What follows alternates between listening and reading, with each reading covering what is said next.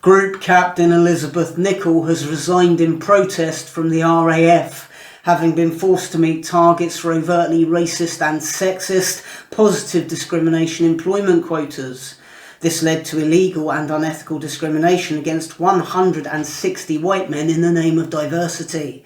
But this isn't just happening in the RAF, is it? It's happening in all spheres of employment. The identity-obsessed left have spent a decade aggressively pushing an illogical and ideologically insupportable inclusivity agenda, whereby ethnic minorities and women have unjustly been gifted job roles purely because of their ethnicity and gender, whilst better qualified, more experienced white males are excluded and denied a level playing field based on their own gender and ethnicity.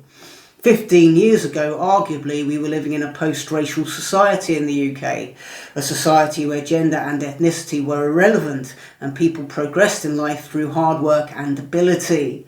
Then the hard left aggressively introduced equality and diversity politics into every workplace, destroyed the form of fair and meritocratic systems that existed in most healthy workplaces, and replaced it with racial discrimination based on questionable grievances from the past and vague, undefined accusations of privilege and entitlement.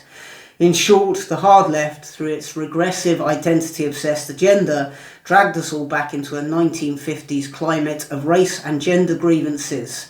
The social and economic damage that this has done is inestimable, and anyone who raised concerns about the diversity agenda of positive discrimination in the workplace were themselves labelled racist or sexist.